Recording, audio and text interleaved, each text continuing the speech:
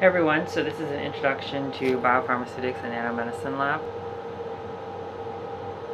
And so what we're going to be doing today is going over some of the safety equipment that will be PPE that will be used in this experiment over the next 10 weeks. And so we want to familiarize you guys with safety glasses first. Safety glasses are really important because they prevent any sort of splash with chemicals as well as powder. And also this protects you yourself because when you're working with primary cell culture, you don't want to get anything in your eyes. With a biohood, you do have a sash, but there are tendencies in which you could be splashing liquids that could catch up into your eye. And so we have panned here 3 different types of safety glasses.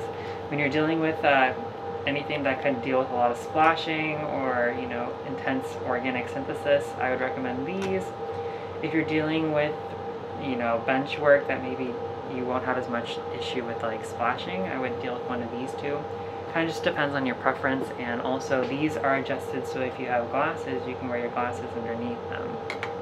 And so I'm going to demo for you guys how you should be wearing them. So with the safety glasses, you just want to make sure that you put them over your ears, make sure they're tightly adjusted. So in my case, right, if there's any holes that are here, you want to make sure that you're being very cognizant of what you're going to be using them for.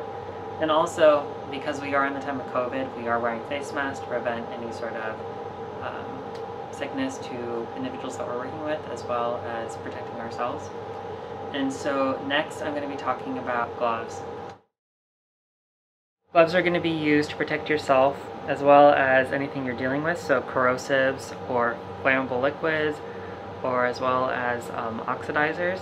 And in terms of, for this lab, we want to wear them because we're going to be dealing with primary cell cultures.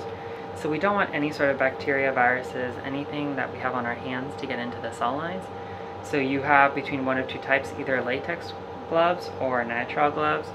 My personal favorite is nitrile gloves just because they overall feel better. But we have 2 different options in the lab because some people are allergic to latex. And so when you do put them on, you just want to put them on simply as shown, just to ensure that they are tightly on your hands. And this will protect you from any sort of chemicals or equipment you're working with, and also to know that you're also not contaminating any of your samples while you're working in this lab.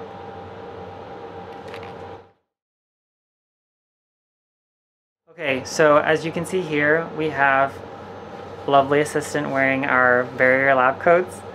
And as she's so elegantly doing, so the white lab coats here are barrier ones, which means that none of the liquid will absorb into this at all. And so what's really nice is when you're working with cell culture, right, we're dealing with media, PBS, any sort of drugs, right? If you're worried about it soaking into your lab coat, this is an ideal one for you to use because you won't have to worry about it coming. It will just literally come off like a drop.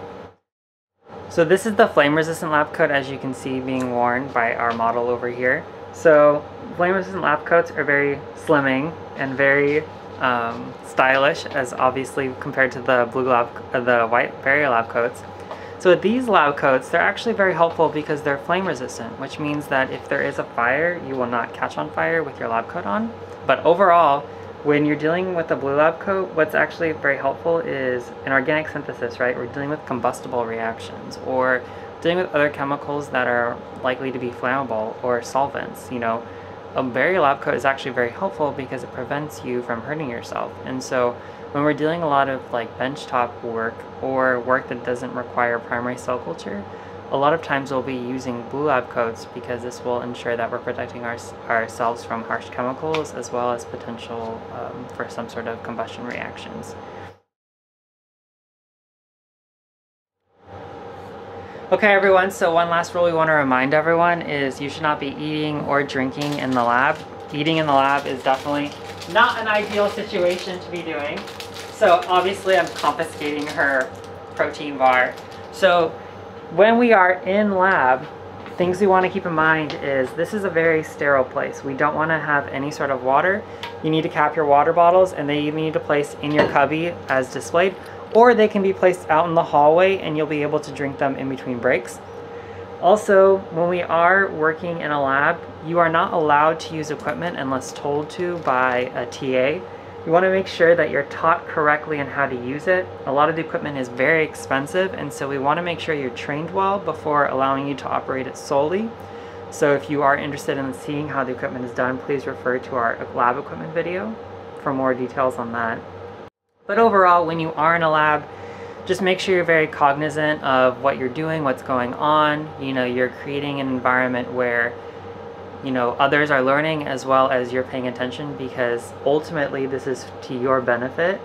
And we're looking forward to teaching you guys later this quarter.